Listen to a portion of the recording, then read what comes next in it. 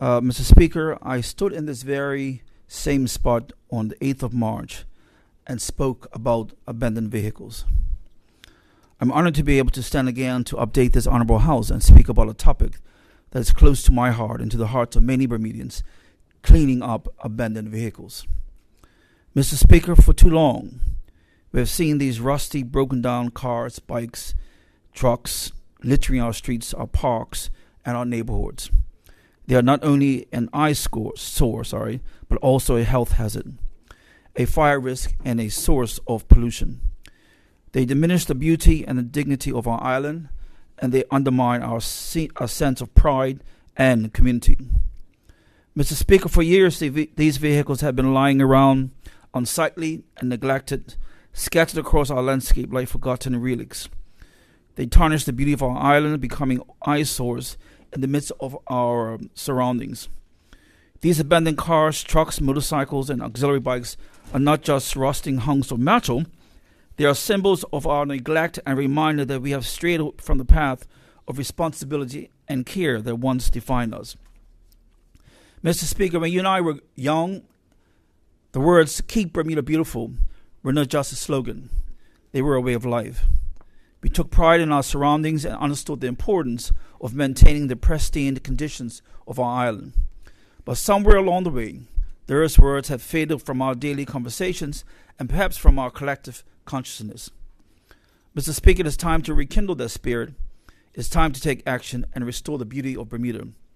We have a responsibility to ourselves and to our children and to the generations yet to come to ensure that Bermuda remains the paradise we know and love. Cleaning up these abandoned vehicles is not just an act of environmental stewardship, it's an act of community pride and civic duty.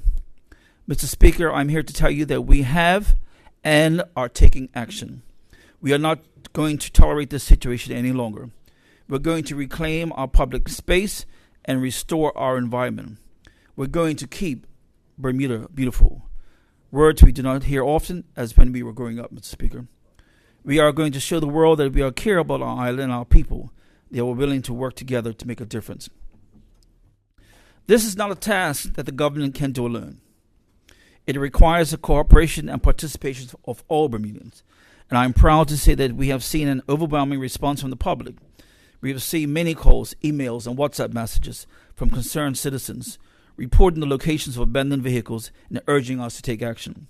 We have also heard significant from my good friends, the Progressive Labour Party members of Parliament, who have been vigilant and proactive in notifying the ministry where these vehicles are located.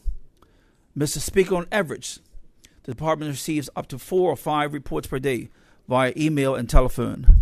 Our traffic officers continue to address the situation by ticketing these vehicles as soon as practicable after receiving the details. Since implementing a deliberate approach, over 37 motor cars and 21 motorcycles and auxiliary bicycles have received tickets and further processed on public roads and lands. The department continues to rely on the assistance of private help to tow motor cars and collector cycles. The cooperation of the public remains very helpful.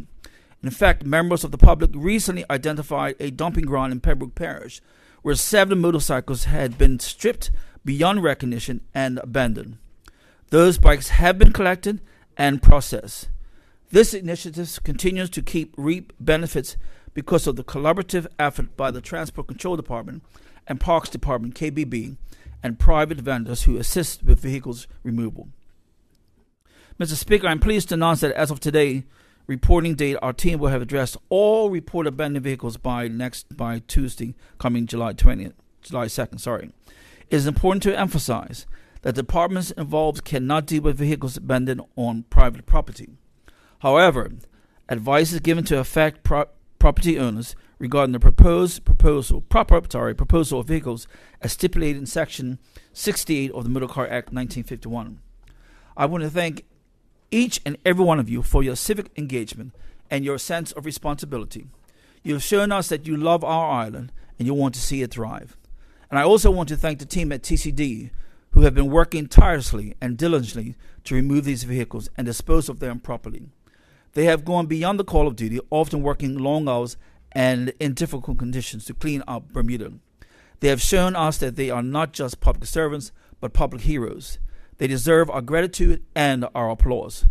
My friends, this is not just a matter of aesthetics. It is a matter of values. It is a matter of respect, respect for ourselves, respect for our neighbors, respect for our island, and respect for our future.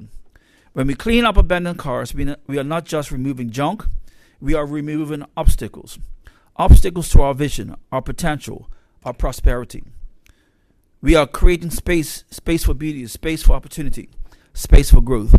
We are making a statement that we are not complacent, that we are not indifferent, and we are not hopeless. We are making a statement that we are active, that we are involved, that we are hopeful. Mr. Speaker, the Progressive Party is making a difference that we can see, a difference that we can feel, and a difference that we can celebrate. We are making a difference that inspire others and that will motivate others, that will challenge others. We are making a difference that will make Bermuda a better place for ourselves, for our children, and for generations to come. So let us continue, Mr. Speaker, this work. Let us continue this movement. Let us continue this mission. Let us keep Bermuda beautiful. Thank you, Mr. Speaker.